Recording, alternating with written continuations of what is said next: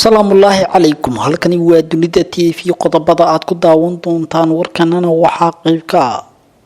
dowladda qatar oo magaalada Dooxa iskugu geysay Mahad Maxamed Salaad Fahad Yaasiin iyo Kulanajiis iyo heshiis ay isku dayayso inay dhex dhigto madaxda hay'adda nabad sugidda iyo madaxdii horeeta ee hay'addaasi si loo qariyo dambiyadii ka dhacay hay'adda nabad sugidda iyo sirdoonka qaranka muddadii farmaajo maamulayay madaxweyne xasan sheekh maxamuud iyo dhigiisa dalka Uganda oo kala saxiixday heshiisyo cusub oo ku wajahan dagaalka dalka looga xoreynayo al-shabaab gudoomiyaha golaha shacabka baarlamaanka Soomaaliya waxa uu la kulmay gudoomiyaha maxkamadda dambiyada adduunka ee ICC dowladda Mareykanku waxay si cad uga hortimid go'aan ay qaadatay dowladda xasan sheekh qodobadaas iyo qodobo kale oo daahson ayaad ku daawan doontaan warka dunida TV haddii ay tahay markii ugu horeysay aad soo booqato ama subscribe saarto YouTube-kan kana mid noqoto saaxiibada ku xiran mahadsanid aynu ka horeyno wararka naga soo gaaraya magaalada Dooxa ee dalka Qatar ayaa ku waramaya in dowladda dalkaasi ay isku dayayso inay heshiis dhex dhigto hay'adda nabad sugidda iyo sirdoonka qaranka Soomaaliyeed agaasinkeeda Mahad Maxamed Salaad iyo Fahad Yaasiin iyo Kulanajiis dowladda Qatar ayaa la sheegay in ay martiqaad rasmi u fidisay xubnahan mararka kala duwan soo xukumayay hay'adda si ay heshiis u dhex dhigto meeshan looga saaro qorshayaal dowladda xasan sheekh maxamuud ay baaritaan ku hayso taasoo la xiriira dambiyo hay'addu ay geysatay muddadii farmaajo iyo Fahad Yaasiin ay dalka maamulayeen Mahad Maxamed Salaad iyo Kulanajiis ayaa la sheegay inay maalin ka hor gaareen magaalada Dooxa ee dalka Qatar halkaas oo dowladda Qatar sidoo kale Fahad Yaasiin ugu yeertay si looga wada xaajoodo dhibaatooyinkii ka dhacay dalka sanooyinkii la soo dhaafay ee farmaajo maamulayay taas oo dusha loo saaray intooda badan inuu ka dambeeyo agaasimihii horeeta hay'adda nabad sugidda iyo sirdoonka qaranka Fahad Yaasiin oo milkile ka ahaa dowladii farmaajo dowladda Qatar waxaa la sheegay inay doonayso in si hoose loo dhameeyo oo aan la soo bandhigin dambiyadii ka dhacay hay'adda nabad sugidda oo ay ka mid tahay dilka Ikraan Tahliil weerarada lagu qaaday madax kala duwan oo ay ugu horeeyaan Cabdiraxmaan Cabdishakuur Warsame iyo weerarkii lagu qaaday madaxdii horeeta ee dalka Xasan Sheekh Maxamuud iyo Sheekh Shariif Axmed dowladda Qatar waxaa la sheegay inay doonayso in hay'adda nabad sugidda iyo sirdoonka qaranka aysan dib u baadigoobin qorshayaashii iyo falalkii ka dhacay hay'adda muddadii ay gacanta ku hayeen Fahad Yaasiin iyo saaxiibadiisa qorshahan lama oga sida Mahad Salaad u yeeli doono balse waxaa la xaqiijiyay in dowladda dalka Qatar ay ka shaqeynayso sidii loo heshiisiin lahaa dhinacyadaas isla markaasna loo haki lahaa baaritaanka lagu hayo kiisas dhowr ah oo hay'addu ay geysatay 5 sano ee la soo dhaafay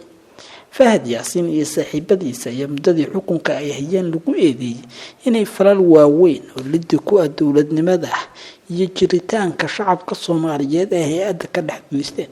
waxaana la sheegay iminka in xalka dowladda Qatar u aragto in kiisaskaasi oo dhan la qariyo si Fahad Yaasiin oo wakiil uga ah Soomaaliya aan sumcadiisa loo sii dhaawicin Fahad Yaasiin oo ku guuldareystay doorashooyinkii Soomaaliya ka dhacay ayay dowladda Qatar iminka u baadikoobaysaa inaan lagu soo oogin qorshe kale oo lid ku ah isla markaasna jiritaankooda Soomaaliya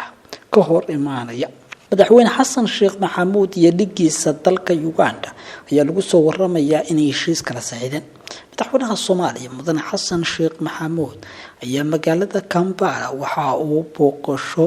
uu ku jooga halkaas uu kula kulmay dhigiisa wadankaasi Uganda Yoweri Museveni sida lagu sheegay qoraal ka soo baxay filla Soomaaliya madaxweynaha Soomaaliya iyo dhigiisa dalkaasi Museveni ayaa ka wada hadlay xasiloonida gobolka xiriirka laba geesoodka ee Soomaaliya iyo Uganda madaxweyne xasan sheekh maxamuud ayaa dowladda madaxweyne Yoweri Museveni waxa uu uga warbaxshay halganka ay dowladda Soomaaliya iyo shacabkeedu ugu jiraan sidii ay dalka u xoreyn lahaayeen xasan sheekh maxamuud waxa uu sheegay in dadka Soomaaliyeed ay ku guda jiraan sida iskaga xoreyn lahaayeen cadawga dhibaatada amni ku haya wuxuuna sheegay in dowladiisu ay u baahan tahay taageero ballaaran oo ay siiyaan wadamada gobolku way ugu horeyso dowladda Uganda waxay ka mid tahay dowladaha sida adaga Soomaaliya u taageeray gaar ahaan dhinaca ciidamada nabad ilaalinta ADMIS waxaana la sheegay in madaxweyne Xasan Sheekh Maxamuud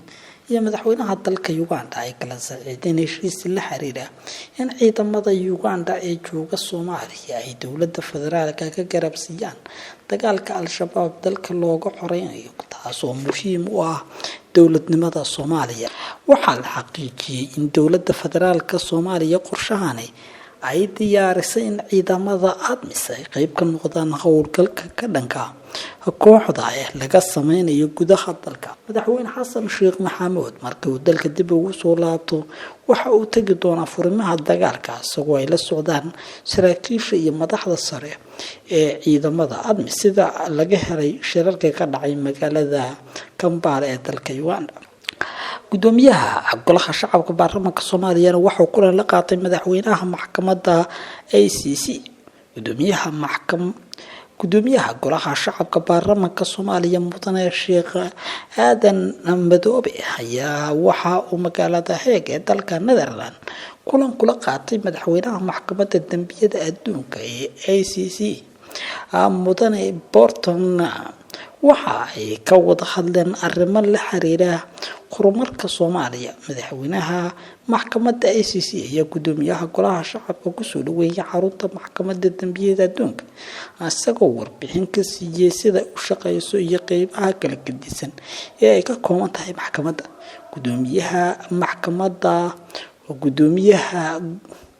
gudoomiyaha golaha shacabka Sheekh Aadan Madoobe ayaa mudane Bot waxa uu maxkamadda uga mahad celiyay soo dhaweynta uu sameeyay iyo in maxkamaddu ay tahay mid aqoon iyo khibrad ay ka kororsan karaan garsoorka iyo qareennada Soomaaliyeed waxa uu sheegay gudoomiyaha golaha shacabka baarlamaanka Soomaaliya inay bogaadinayaan sida uu shaqeyso maxkamadda dambiyada adduunka dowladda Mareykanka ayaa ka hortimid tilaabo ay qaaday dowladda Xasan Sheekh Maxamuud Mareykanku waxa uu ka horyimid tilaabo maalin ka hor ay qaaday dowladda Xasan Sheekh Maxamuud dowladda Mareykanka ayaa qoraal ay soo saartay oo fariin ay ugu dirayso dowladda Soomaaliya waxay ku diiday qorshe maalin ka hor dowladda Xasan Sheekh ay go'aamisay fariinta ayaa waxa ay dowladda federaalka Soomaaliya iyo warbaahinta Soomaaliyeed ee madaxa bannaan kadib markii warbaahintu ay qaladaan ka muujisay tilaabada dowladdu ay ku dhawaaqday Sabtidii madaxda ururada saxaafadda ee Muqdisho qaarkood ayaa sheegay in aysan arrintaasi suurtagal ahayn oo ay tahay burburin warbaahineed kadib go'aanka lagu mamnuucay in la baahiyo fariimaha kooxda al-shabaab safaaradda Mareykanka ee Soomaaliya qoraalka ay soo saartay waxay ku sheegtay in dooda dowladda iyo ururada saxaafaddu ay ugu baaqday inay ilaaliyaan xorriyadda hadalka haddana laga wada shaqeeyo ammaanka iyo danaha dalka xuquuqda iyo waajibaadku waxaa qeexaya saxaafadda xorta xaqan ayay u leedahay inay soo bandhigto aragtiyo kala duwan iyo mas'uuliyad bixinta xogaha saxda waxaana ku dhiirigelinayaa dowladda iyo warbaahinta inay si wadajir ula shaqeeyaan horumarka amniga iyo badqabka saxaafadda iyo xorriyadda warbixineed ayaa lagu yiri qoraalka dood adag ayaa ka dhalatay sida ay dowladda federaalku u xakameynayso warbaahinta inay tabiso qorshayaasha la xiriira dagaalada kooxda lagula jiro warka ka daawanaysa dunida TV-ga